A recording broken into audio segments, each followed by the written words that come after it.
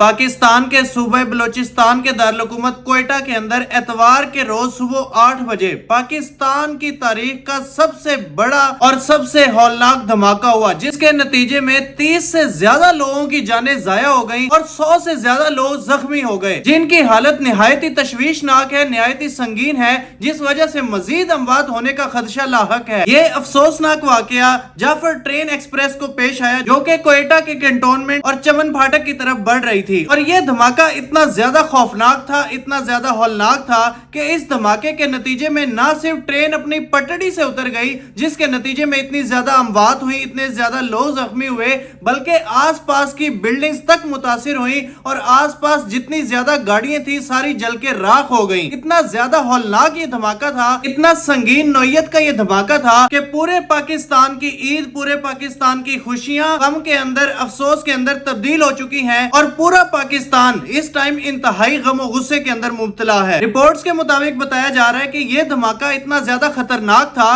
कि ट्रेन के आसपास जो लाखों करोड़ों रुपए की गाड़ियां थी वो भी जल के राख हो गईं। आसपास की तमाम तर बिल्डिंग्स जो है वो मुतासिर हुई हैं और दूर तक इस धमाके की आवाज सुनी गई और माली नुकसान के साथ साथ जानी नुकसान बहुत ज्यादा हुआ है। एनी शवाहिदीन के मुताबिक ये भी बताया जा रहा है कि इसी धमाके के फौरन बाद मुख्तलिफ इलाकों के अंदर गोलियों की आवाजें सुनी गई और ऐसा लग रहा था कि जैसे किसी गिरोह ने हमला कर दिया हो, जिस वजह से न सिर्फ कोयटा बल्कि आसपास के इलाके के अंदर काफी ज्यादा खौफो हिरास पाया जा रहा है। इस वाक़े के फौरन बाद सिक्योरिटी अदारे और सिक्योरिटी जराए फौरी तौर पर जाए वकूआ के ऊपर पहुंच गए, रेस्क्यू टीमें जाए वकूआ के ऊपर पहुंच गई और आसपास की जो आबादी थी, जो लोकल लोग थे, जो लोग जख्मी हो चुके थे, उनकी मदद को फौरी तौर पर वहां पहुंच गए और जितने भी जख्मी थे उनको करीब के हॉस्पिटल्स में मुंतकिल किया गया और कोयटा के तमाम तर हॉस्पिटल्स के अंदर इमरजेंसी नाफिज कर दी गई। जितने भी डॉक्टर्स छुट्टियों पे थे उन तमाम डॉक्टर्स को तलब कर लिया गया और तमाम तर हॉस्पिटल्स को हाई अलर्ट कर दिया गया।